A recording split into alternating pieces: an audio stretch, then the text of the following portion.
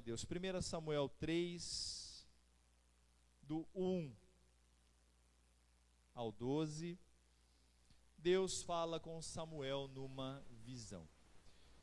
O menino Samuel serviu o Senhor diante de Eli. Naqueles dias a palavra do Senhor era muito rara, olha só, as visões não eram frequentes. Certo dia o sacerdote Eli, cujos olhos já começavam a escurecer-se, a ponto de não poder ver, estava deitado no lugar de costume. Também Samuel estava deitado no templo do Senhor, onde estava a arca da aliança. Antes que a lâmpada de Deus se apagasse, o Senhor chamou o menino: Samuel, Samuel. Este respondeu: eis-me aqui. Então correu para onde estava Eli e disse: eis-me aqui, pois você me chamou? Mas Eli respondeu: eu não chamei você, vá deitar. Ele foi e se deitou, e o Senhor tornou a chamar: Samuel. Este se levantou, foi até Eli e disse: eis-me aqui, pois você me chamou? Mas Eli respondeu: meu filho, eu não chamei você, vá deitar. Porém Samuel ainda não conhecia o Senhor, e a palavra do Senhor ainda não havia sido manifestada a ele. E o Senhor chamou Samuel pela terceira vez. Ele se levantou e foi até Eli e disse: eis-me aqui, pois você me chamou? Então Eli entendeu que era o Senhor quem chamava o menino. Por isso Eli disse a Samuel: vá deitar. Se alguém chamar, diga: fala, Senhor, porque o teu servo ouve. E Samuel foi para o seu lugar e se deitou. Então o Senhor veio e ali esteve, e chamou como das outras vezes: Samuel, Samuel. Este respondeu: fala, porque o teu servo ouve. E o Senhor disse a Samuel: eis que vou fazer uma coisa tal em Israel, que todos os que a ouvirem ficarão com os dois ouvidos tinindo. Naquele dia farei contra Eli tudo o que eu disse a respeito da casa dele, do começo ao fim. Agora o verso 16. Então Eli chamou Samuel e disse: Samuel, meu filho. Ele respondeu: eis-me aqui. Então Eli disse: o que foi que o Senhor lhe falou? Peço que você não esconda nada de mim. Que Deus faça com você o que bem quiser, se você me esconder alguma coisa de tudo o que ele falou. Então Samuel lhe contou tudo sem esconder nada, e ele disse: ele é o Senhor, que ele faça o que achar melhor. Samuel crescia e o Senhor estava com ele, e não deixou que nenhuma de suas palavras caísse por terra. Todo Israel, desde Dan até Berseba, reconheceu que Samuel estava confirmado como profeta do Senhor. O Senhor continuou a aparecer em Siló, porque em Siló o Senhor se manifestava a Samuel por meio da palavra do Senhor. Pai, em nome do teu Filho Jesus, a tua palavra é viva, é eficaz, é poderosa, é penetrante, e ela consegue atingir, Pai, em regiões tão profundas da nossa alma. Assim, Pai, como os microscópios potentes conseguem enxergar os vírus, conseguem enxergar as células, Pai, os teus olhos são muito, mas muito mais potentes. Eles nos conhecem, Pai, antes da fundação do mundo. Por isso, Pai, eu oro nesse momento, que os teus olhos, Pai, nos observem nesse momento. O Senhor conhece o que cada um de nós precisa ouvir nessa noite,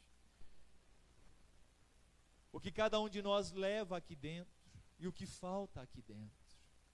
Que a tua palavra, Senhor, venha ser um bálsamo, venha trazer renovo, cura, libertação, salvação, enfim, que a tua palavra cumpra o propósito do Senhor.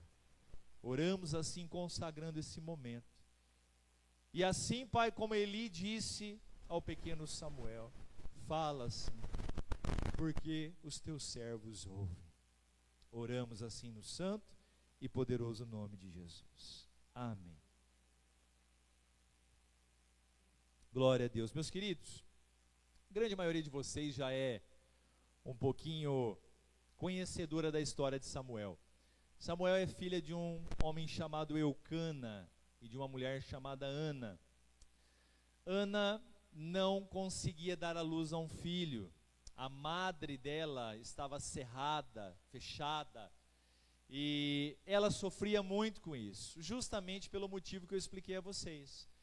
Naquela época, uma mulher que não gerasse filhos e que não desse um filho homem, principalmente ao seu marido, ela sofria demais, principalmente com a opinião pública. Então, Ana estava em agonia profunda. Naquela época, não pela vontade do Senhor, mas pelo coração duro do homem. Os homens, naquele tempo, muitos deles possuíam mais de uma esposa. E ele tinha uma outra esposa chamada Penina. E Penina tinha um filho atrás do outro, o que gerava ainda mais dor no coração de Ana. E Penina ficava cutucando. Sabe aquela pessoa que conhece a tua dor, conhece aonde o teu calo aperta e ela fica pisando, pisando, pisando? Penina era assim, uma pessoa amarga. Tem muita gente aí nesse mundo que é amargo. Ela não se ama, ela não tem paz e ela vive para, vou usar um termo feio aqui, mas é o que a gente entende, para infernizar a vida dos outros. Tem gente que tem o ministério de infernizar a vida dos outros, que não é um ministério, né? É um desserviço. Mas vamos orar para que tais pessoas se convertam ao Senhor, não é verdade? Penina era assim. E aí Ana um dia deixa a mesa e numa atitude de muita adoração, contrição, ela vai até o tabernáculo, até o templo do Senhor, e ela se lança ali diante daquele lugar, e ela faz uma oração de entrega, de devoção, de uma súplica. Eu sei que não dá para a gente fazer isso, né? Mas a gente usa a expressão, ela rasgou a alma. Quando você ouve a expressão rasgou a alma, o que você entende? Você já rasgou a sua alma alguma vez? O que é rasgar a alma? Rasgar a alma, irmãos, é chegar diante de Deus e colocar tudo para fora. Porque a gente é tão tolo, a gente é tão desprovido, irmãos, de conhecimento e de sabedoria, que a gente ainda acha algumas vezes que Deus não sabe algumas coisas a respeito de nós. E a gente fica meio que maquiando, né? Por que uma mulher usa maquiagem? Alguns maldosos vão falar assim, para esconder a feiura. Não, é para realçar a beleza. Oh, meu Deus. Tem uns homens maldosos, pastor, para esconder a feiura. Não existe mulher feia, né? Existe uma mulher sem, né, a roupa ideal, a maquiagem ideal. A maquiagem é para realçar a beleza, né? Então tem muita gente, muitas vezes a gente maquia o nosso coração, né? A gente esconde, a gente acha que Deus só conhece o lado bom da gente, entre aspas, né? Como se Ele não conhecesse o nosso interior. Irmãos, antes que a nossa língua, que a nossa boca verbalize uma palavra, Deus já conhece. Então Ele sabe tudo a respeito do nosso passado, presente e futuro. Então não adianta a gente querer maquiar nada. Então rasgar a alma é colocar tudo, é dar nome aos bois, é dizer, Senhor, eu não presto mesmo, eu sou ruim, eu sou uma mulher terrível, eu sou má, eu podia ser uma mulher melhor para meu marido, para meus filhos, mas eu sou ruim mesmo, eu sou ruim. E o homem, pastor, também, a mesma coisa. É isso, rasgar a alma, é você mostrar quem você é de verdade, mas Deus não sabe, Deus sabe. Mas quando a gente vai diante dele e se desnuda, se despe, o que a gente está querendo dizer para Deus? Senhor, acabou, agora não tem mais nada escondido. Agora é o vale de Jaboque, é o vale da decisão. Daqui eu tenho que sair transformado. É igual, vocês lembram de Jacó no vale de Jaboque? Quando ele desce lá e ele luta com o anjo, né, o anjo do Senhor. O anjo do Senhor há um consenso na teologia que é o próprio Senhor, é o próprio Deus, o próprio Cristo. Então ele luta com Deus. E ele fala, não sai, você não vai sair daqui enquanto não me abençoar. E aí o Senhor toca na juntura da coxa, ele fica mancando, mas agarrado lá, né? E aí o Senhor faz o quê? Dá a bênção que ele tanto queria. Muda o nome dele, de trapaceiro usurpador, para aquele que luta com Deus. E mudando o nome, muda-se a história. Que coisa linda, não é verdade? Rasgar a alma é isso. É parar de ficar, irmãos, né, com essas pantuminas, como dizia o pastor Laércio, né, nem demorei para entender o que era pantomina, né? Pantomina é história, conversa fiada, é rasgar o coração. E Ana fez isso. Ana foi lá, irmãos, e ela não tinha força para falar. E chegou um momento que ela só sussurrava. Porque quando você rasga o coração, quando você realmente vai para a presença de Deus com a alma, você sai sem força nenhuma. As pernas estão trêmulas, até a pressão baixa, porque você chora tanto, você sai dali como se você tivesse corrido uma maratona. Porque você derramou todo o teu ser diante de Deus. E ela fez isso. E aí o sacerdote ali, sentado na cadeira dele lá, olha e fala assim: vê se pode. Uma hora dessa, meio-dia, a mulher já está com a cachaça, meu Deus.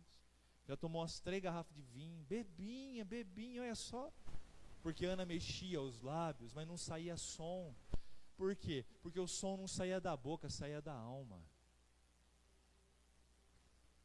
E aí ela diz: não, Senhor, eu não estou bêbada não.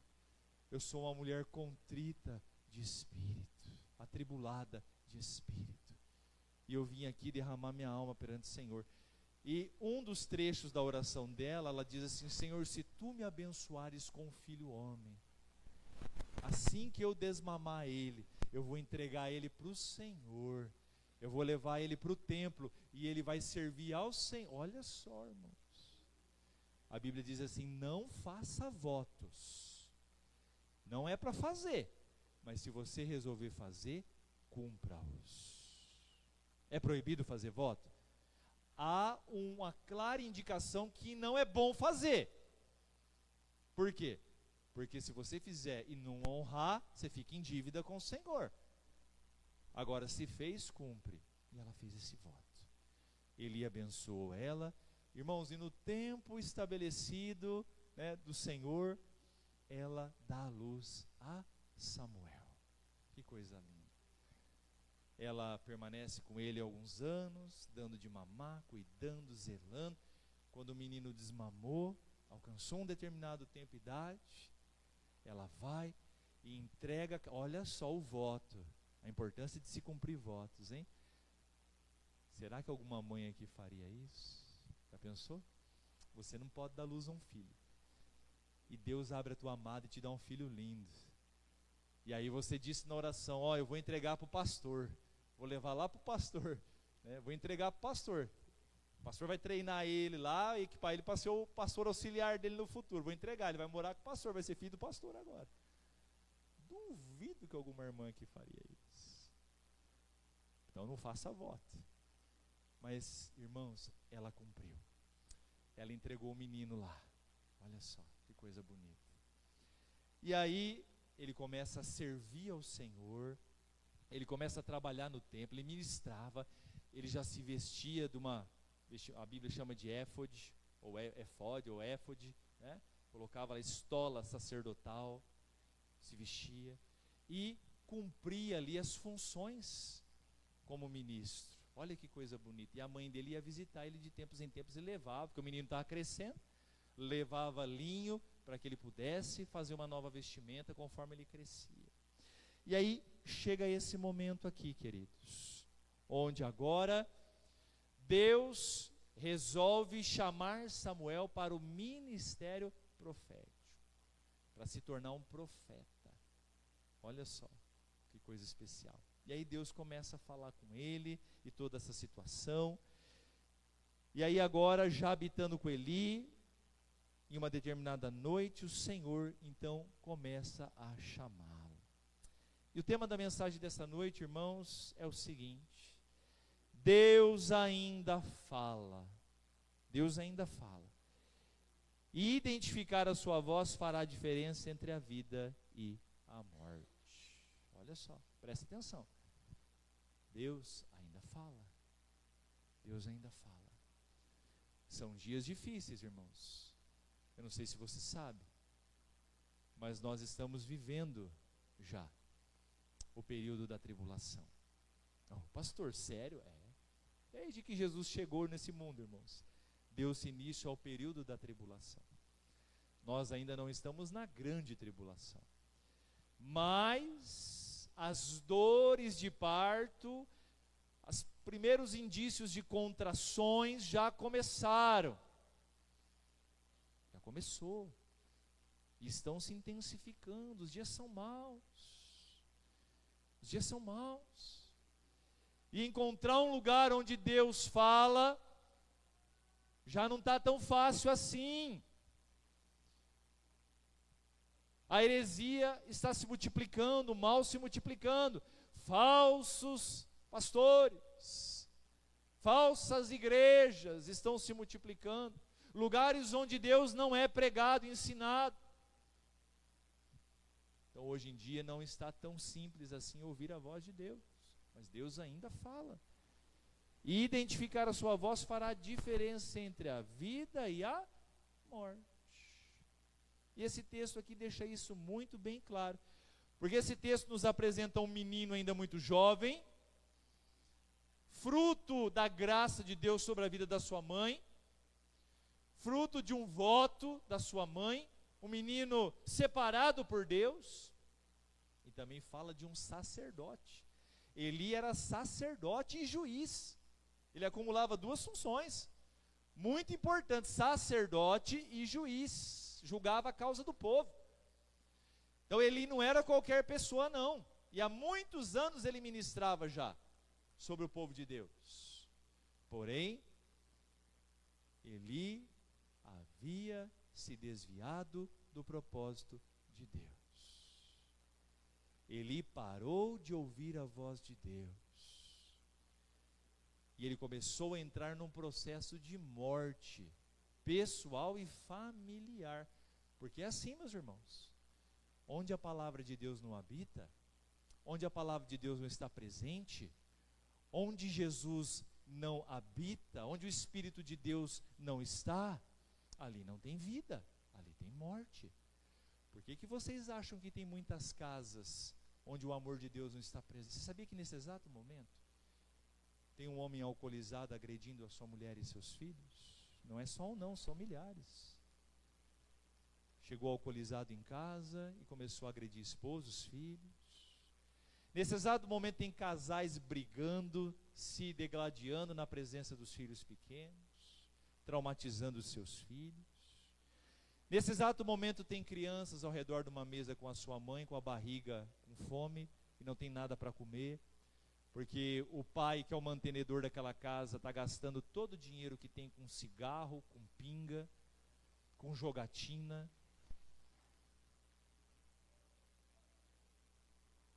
Essa é a realidade. Então, aonde o Espírito de Deus não está, onde não tem Deus, irmãos, onde não tem a cobertura da presença de Deus, é morte, é morte.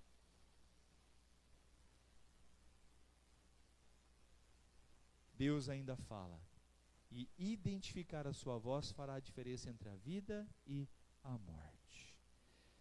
Então nós vamos fazer um comparativo, traçar um paralelo nessa noite entre Eli e Samuel. Um velho sacerdote experiente com um jovem moço que inicia sua caminhada de profeta e posteriormente juiz que ele se tornaria. Primeiro, o que a gente identifica aqui dentre muitas coisas nesse texto?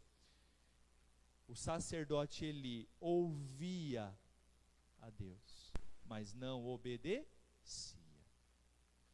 Eli ouvia, mas não obedecia. É o mesmo caso de muitas pessoas. Tem muita gente que ouve. Você sabia que tem muita gente que gosta de ouvir louvor? Tem gente que não gosta de ouvir Roberto Carlos, Tãozinho Chororó, né? Ouve louvor. Estou falando de pessoas que não estão dentro no seio da igreja, né? Ela gosta. Ouve Diante do Trono, ouve, que mais? Tem um monte de, né? Oficina G3, né? E por aí vai. Ouve. Gosta de ouvir uma palavra bíblica, de repente passa lá aqueles videozinhos rapidinhos, né, do pastor Cláudio Duarte, outra pessoa gosta, legal.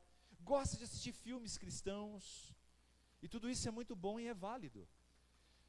Mas não adianta muita coisa eu ter contato com Deus através de louvores, de uma palavra, de um filme, e não obedecer aquilo que eu estou ouvindo como música, como pregação através de um filme. Então, aquilo que eu ouço, vejo, precisa se traduzir em ações, em mudanças. Eli ouvia, tanto é que demorou, mas ele entendeu. Demorou, na primeira ele já tinha que ter entendido, mas ele já estava tão longe de Deus que ele não percebeu. Só na terceira vez, eu sei o que é, me lembrei, quando eu era jovenzinho, o Senhor me chamou também, eu passei por isso. Não, meu filho, é o Senhor que está te chamando. Quando você ouvir a voz de novo, fala, Senhor, eis-me aqui, teu servo, fala que teu servo ouve. Olha só. E aí, meus queridos, ele ouviu, porém não obedeceu. Gisele, capítulo 2, versículo 12, por favor. De 1 Samuel. Olha só. Os filhos de Eli, eram homens malignos e não se importavam com o Senhor. O costume desses sacerdotes com o povo era este: quando alguém oferecia um sacrifício, o servo do sacerdote vinha com um garfo de 3 dentes na mão. Enquanto a carne estava cozinhando, enfiava o garfo na caldeira, na panela, no caldeirão ou na marmita, e tudo que o garfo tirava, o sacerdote pegava para si. Assim se fazia a todo o Israel que ia ali a Siló. E em outro texto posterior fala que eles se deitavam com as mulheres que ajudavam no templo, cometiam prostituição dentro do tabernáculo. Olha que coisa séria. Então, Ofni e Finéias, que eram os filhos dele, estavam totalmente desviados dos caminhos do Senhor. Eram filhos de um sacerdote, mas estavam vivendo uma vida imoral. E Deus se revela a Eli, cobra de Eli como pai e como sacerdote e juiz, postura. Você precisa repreender seus filhos. Você precisa chamar eles até você, repreendê-los, corrigir a conduta deles, e se não acontecer tal situação, então você tem que tirá-los. Eles não podem mais servir dentro do meu tabernáculo, do templo. Deus chama a atenção.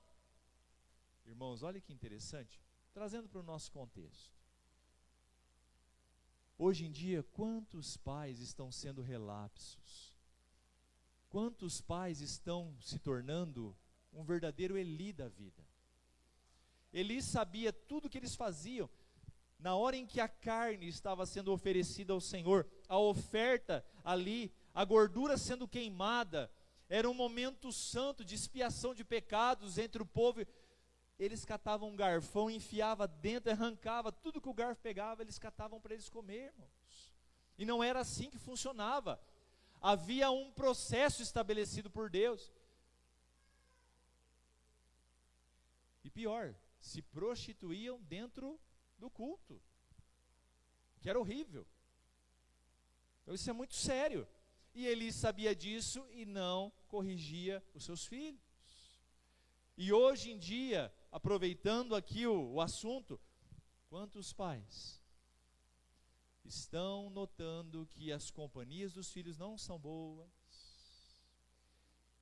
Pais que de repente já pegaram o celular do filho e flagraram um histórico ali que não é interessante, uma consulta, alguma coisa que é inapropriado para a idade, não é correto.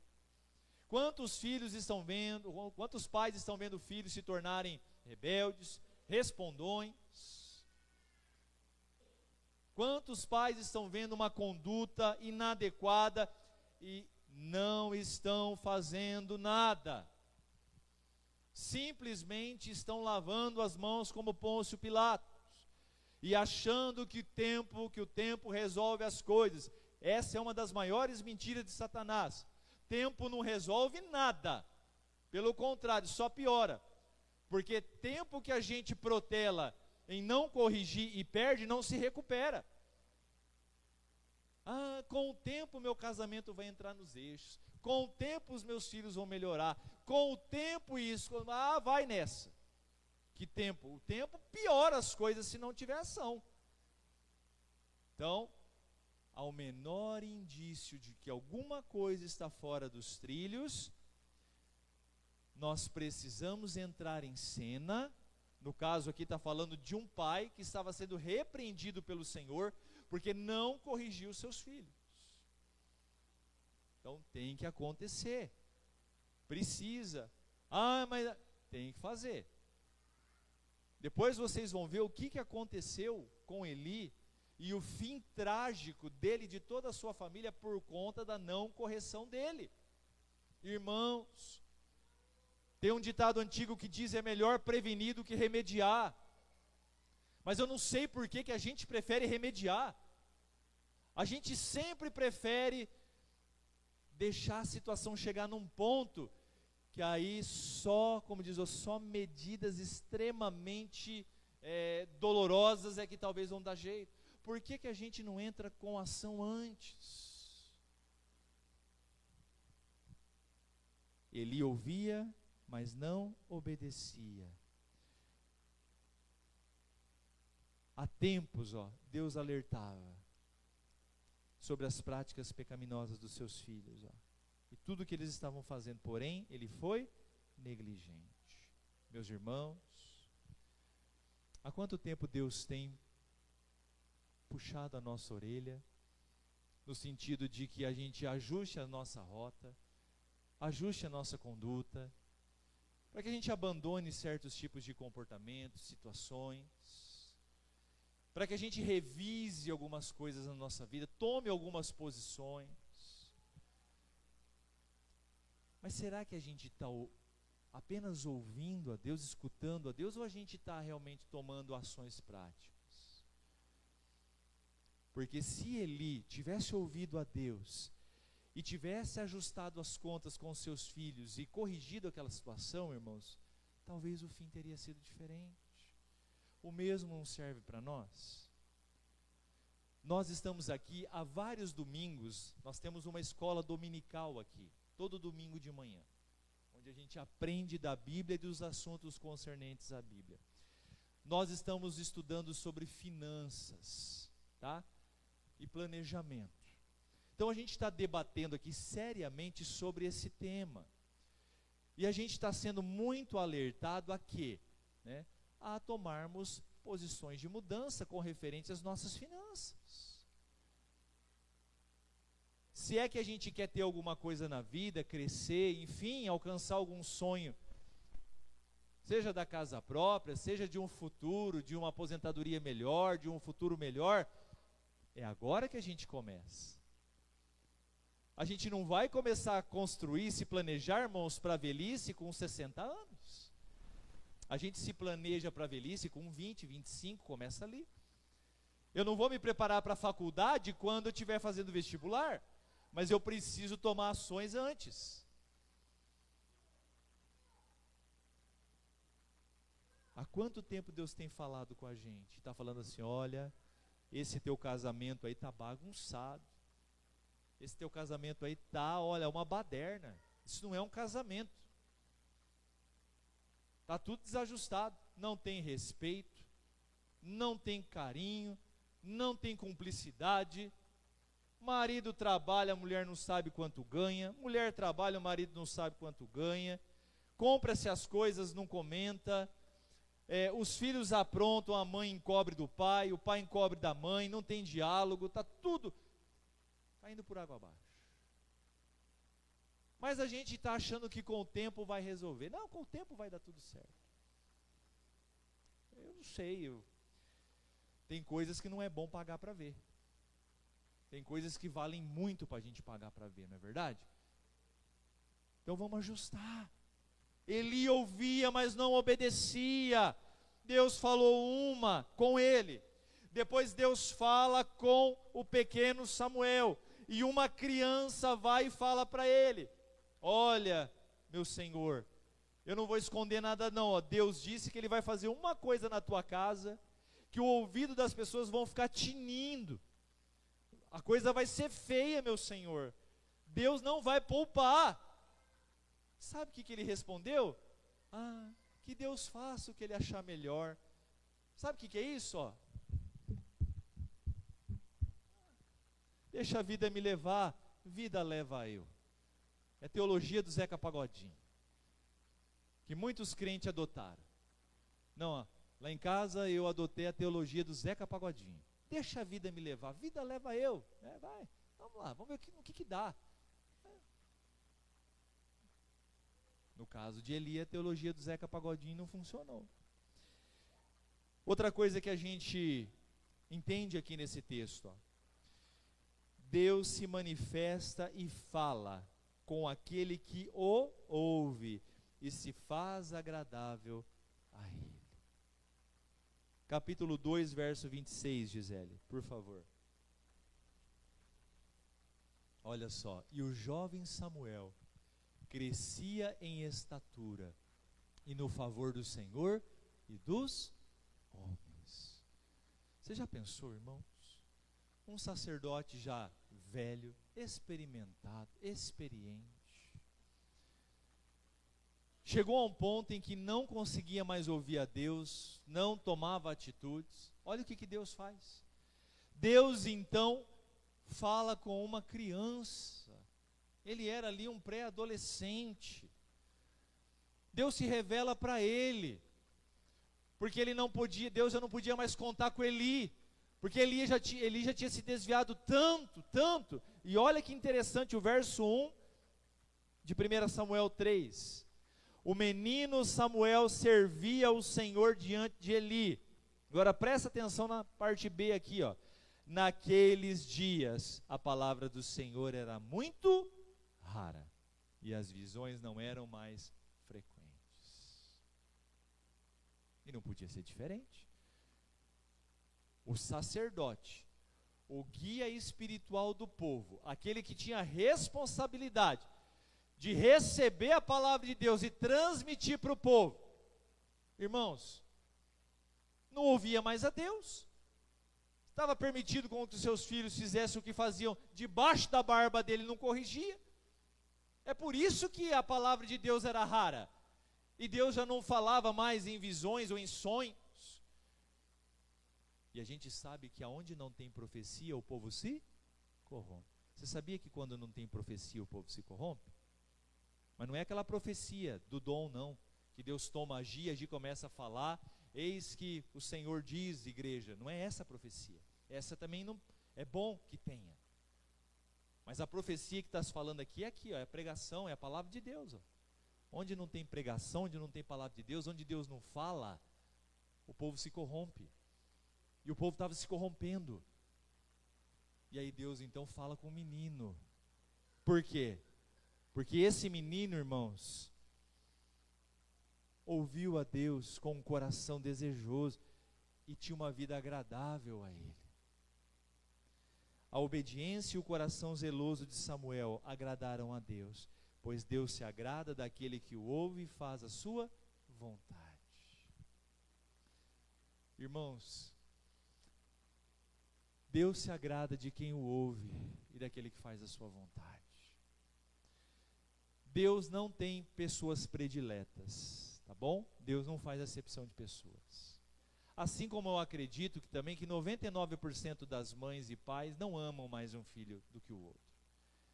O que acontece não é que ama mais. O que acontece é que às vezes você tem 2 ou 3 filhos, mas um deles tem um coração contrito, tem um coração dócil, tem um coração obediente, tem um coração que honra mais. E aí, claramente, que uma afinidade maior é criada. E quando a gente fala da igreja do Senhor e daqueles que o Senhor... é a mesma coisa. Não é que Deus não amava Eli, Deus amava tanto Eli, irmãos, que chamou a atenção dele diversas vezes. Mas Eli foi rebelde, ele não ouvia.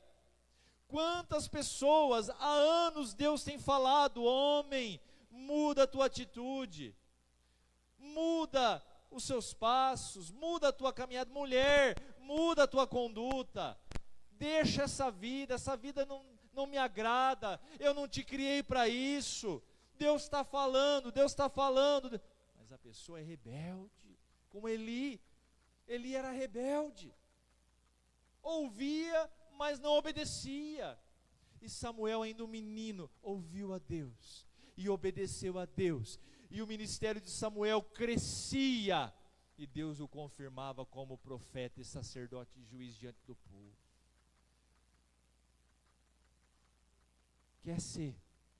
Quer se tornar alguém que sente a presença de Deus de uma forma intensa? Quer ser alguém que desfruta do cuidado de Deus, da graça de Deus, do amor de Deus, que vê a manifestação da graça de Deus de uma forma linda na sua vida? Se torne alguém obediente a Deus. Para de desobedecer. Deus está mandando perdoar? Perdoa, mas eu não quero.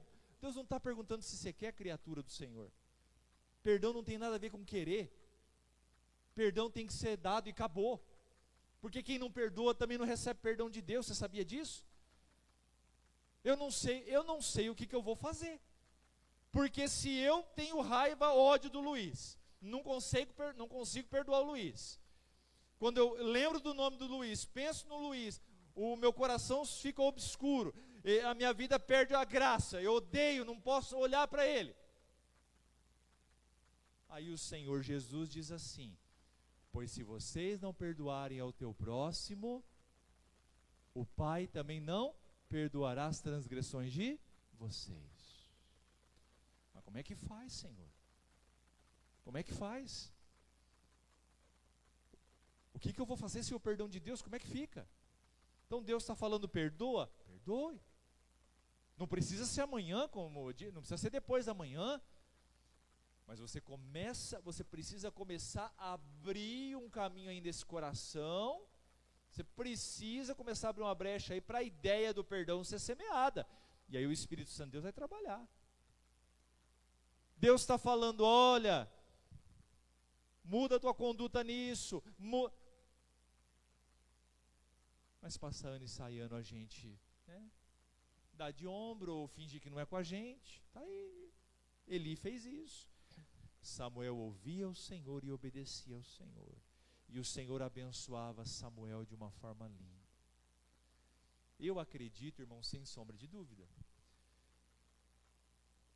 Existe alguém aqui que gosta de abençoar a vida das pessoas? Quem é que gosta de fazer alguém feliz? Levanta a mão. Você tem prazer em fazer alguém feliz? Você sente alegria? Quando você pode fazer um gesto mínimo que seja, dar uma roupa para quem não tem, um pedaço de pão para quem não tem, enfim, ver o sorriso de alguém estampado. A gente não gosta? Ok, legal, eu acredito. Agora, será que existe alguém que tem mais amor e que tem mais desejo e vontade de nos ver bem do que o nosso Deus? Não tem, irmãos. Se tem alguém que quer nos ver bem no sentido de em paz com Ele e com os homens, é o Senhor. Então Deus ama abençoar. O prazer de Deus é abençoar. Deus não tem prazer em moer ninguém, Às vezes as pessoas têm uma visão de Deus como se Deus fosse aquele menino com uma lupa na mão num dia de sol, queimando as formiguinhas, Eu queimava as baratas, Eu pegava barata, botava dentro de um vidro, tacava álcool e via as bichinhas queimar lá, Era meio sádico, que eu não gosto de barata, Fazia isso. Coisa feia, Tadinha. Elas têm a função delas, a gente não deve cometer esse tipo de maldade. Só chinelada e baigon, Queimar, não. Tem gente que pensa que Deus é esse menino mau, Ah, Deus... Não, irmãos. Deus é justiça também, é juízo. Ele vai executar juízo sobre essa terra, e muito duro por sinal. Mas Deus amou o mundo de tal maneira que entregou o seu Filho unigênito. Para quê, irmãos? Para oferecer a esse mundo o quê? A oportunidade de salvação. Mas para isso acontecer, eu preciso obedecer, igual um filho. Tem filho que tem tudo com o pai e com a mãe. Tudo que o pai e que a mãe pode fazer por esse filho, ele faz. Por quê? Porque é um filho obediente. é um filho amável, é um filho em que o coração do pai e da mãe tem prazer. Mas como é que um pai e uma mãe vai abençoar um filho rebelde? Um filho que vai pegar aquilo que o pai e a mãe estão dando e vai reverter aquilo em destruição. O mesmo princípio se aplica a nós. Para encerrar, o fim dos desobedientes, como Eli e seus filhos, será sempre o pior possível. Já o fim daquele que obedece como Samuel será de triunfo e glória eterna. Gisele, 1 Samuel 4, verso 11, por favor. Olha só, a arca de Deus foi tomada, e os 2 filhos de Eli, Ofni e Finéias, foram mortos. Agora, o 17 e o 18, por favor, de 1 Samuel 4. Então o mensageiro respondeu: Israel fugiu dos filisteus. Houve grande matança entre o povo. Além disso, seus 2 filhos, Ofni e Finéias, foram mortos, e a arca de Deus foi tomada. Quando ele fez menção da arca de Deus, ele caiu da cadeira para trás, junto ao portão da cidade, e quebrou o pescoço e morreu. Ele era um homem velho e pesado, e havia julgado Israel durante 40 anos. Olha só, irmãos, 40 anos servindo a Deus, dentro do tabernáculo, chamado por um propósito lindo. Você acha que esse é o fim que alguém deveria desejar, irmãos? Os 2 filhos mortos, por fim ele morreu. E tem mais, Deus exterminou toda a descendência dele de trabalhar como levita, ou como ofício sacerdotal em Israel. Deus tirou. Sabe o que é isso, irmãos? Consequência da desobediência. Assim como quando nós plantamos uma boa semente, a gente colhe a 30, a 60 e a 100 por 1. Quando a gente planta uma má semente, a gente vai colher também a 30, a 60 ou a 100 por 1. Quantas pessoas estão plantando mal, como Eli? E o futuro vai ser tenebroso, se é que o presente já não é. E por fim, irmãos, tem o exemplo de Samuel. Samuel, só para vocês terem ideia, o que aconteceu com ele? Foi usado por Deus para ajudar na transição do governo tribal para a monarquia. Foi ele que fez esse meio campo entre o governo de Deus, a teocracia e a monarquia. Ele ungiu os 2 primeiros reis de Israel. Foi o último, porém, mais eficiente juiz de Israel. Foi citado na galeria dos heróis da fé, lá em Hebreus 11. E se eu fosse marcar aqui os adjetivos e as bênçãos de Deus sobre Samuel, ia até 11 horas da noite. 1 Samuel 3, 19 e 20 diz assim, e crescia Samuel, e o Senhor era com ele. E nenhuma de todas as suas palavras se deixou cair em terra. E todo Israel, desde Dan até Berseba, conheceu que Samuel estava confirmado como profeta do Senhor. Concluindo, o homem e a mulher que obedecem a Deus em sua vida deixam uma marca de triunfo. Já o homem e a mulher que desobedecem a Deus ficam marcados como perdedores. Pode se colocar de pé, por favor.